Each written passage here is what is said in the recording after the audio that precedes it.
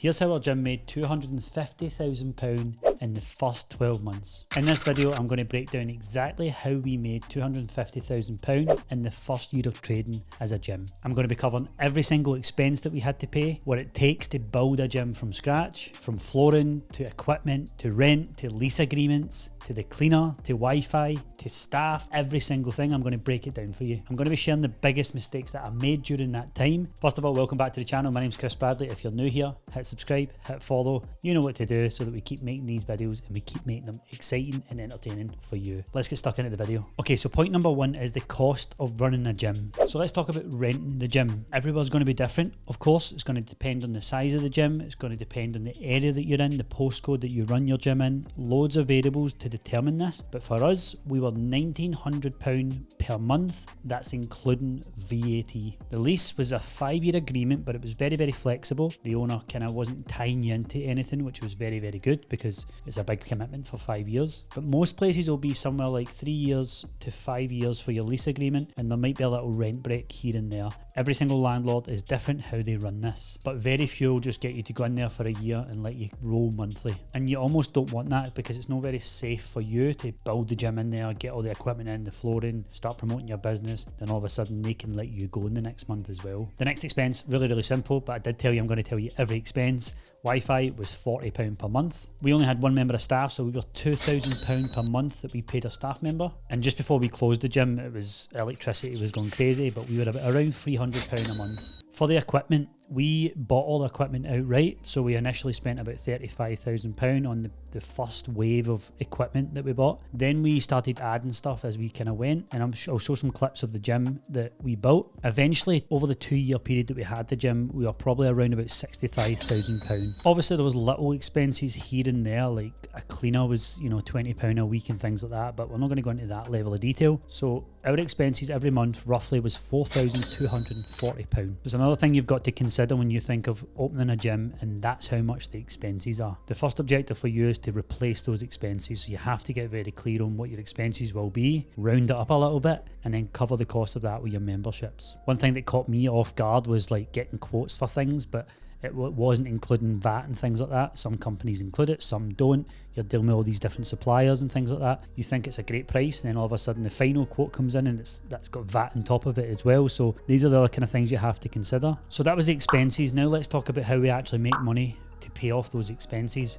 Let's talk about memberships and package options. So before I go any further with this, it's important to know there's probably 2 ways to run gym-based model that's profitable. Some people make the mistake, they go in, they own their own facility, and they just do one-to-one coaching. It's a recipe for disaster. You're not going to last long unless you like your name being up in a sign and you're happy just to work your arse into the ground, do as many coaching sessions in a day as possible, and then go away. But as you can see, unless you're charging upwards of 60, 70, 80, 90 pound per hour, that 4.5k that's your base level expenses, not to mention VAT and tax coming in on top of that you need to pay every year, then you're going to struggle. So for me, there's 2 options. You can either go high volume and a slightly lower price point, not too cheap, again another big mistake that people make, or you can go small, less numbers, not as much volume, and then you can go premium product, high price. That's the option that we went for. But ultimately, it doesn't matter what you choose, it has to have a monthly recurring revenue option, and it has to focus on retention. Both of these work and had pros and cons to them, but both have to go towards retention, and that has to be our main focus. So let's talk about packages. We had a number of packages. I think we had about 7 at the very, very start. So we had 3 sessions per week. So we call that the VIP. So we had the VIP package, which you could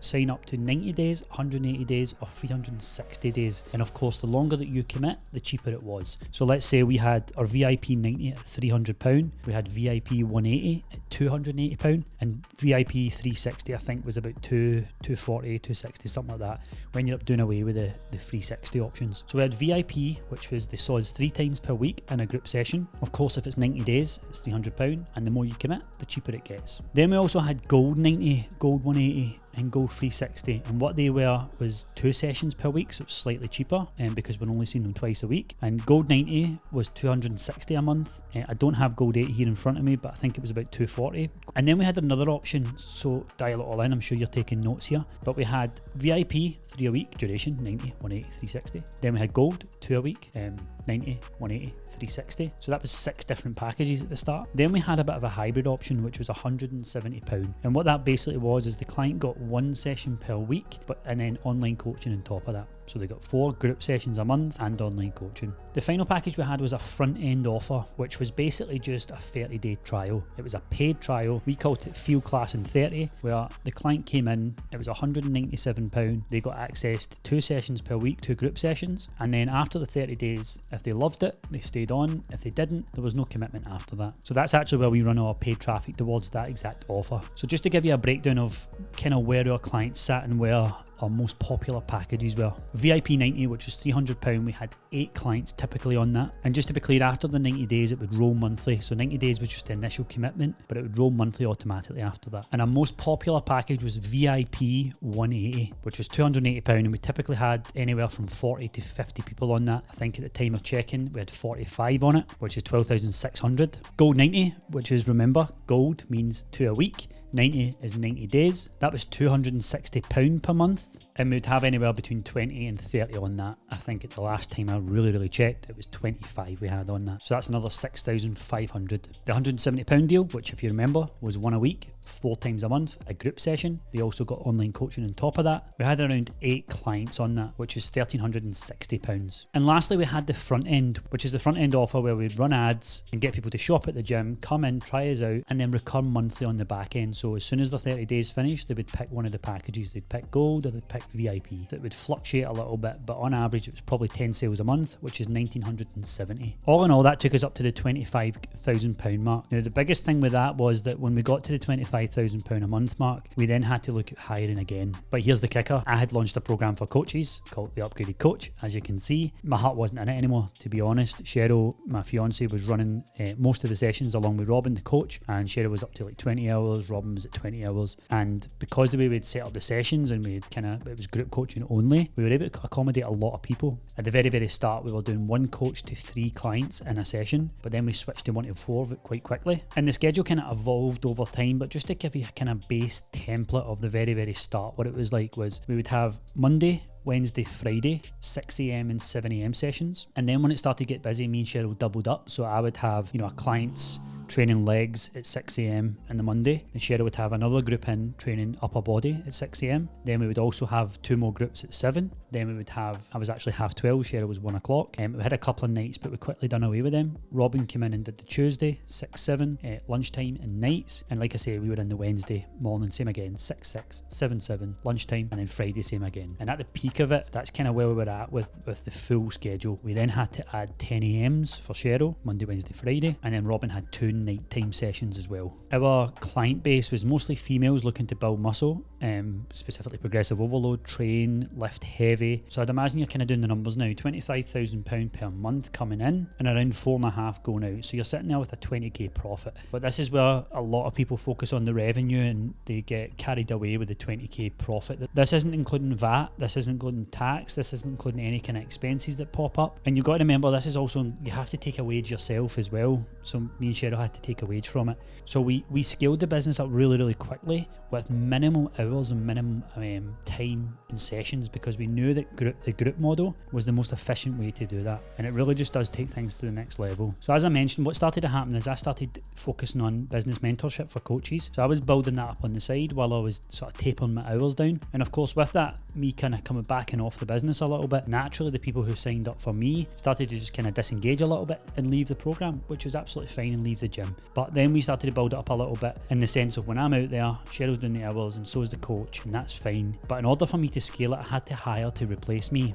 And to be honest with you, I just couldn't be bothered. I didn't want to add that much more stuff to it. My heart was on the business mentoring. We had some great times in the gym, don't get me wrong, like it was unbelievable, the community that we built. We used to do classes every Saturday, kind of free classes, which would just all go down, get a big sweaty workout, and it was brilliant. But of course my heart was set on other things. I enjoyed talking to coaches about growing their business and things like that, and naturally I just swayed towards that. So then we got to a point where it was like, right, okay, it's time to scale down a little bit, because the work that's required to go past £25,000 a month was meaning more staff, which meant, kind of more headaches and more moving parts, more training that had to be done and things like that. So we scaled it down a little bit.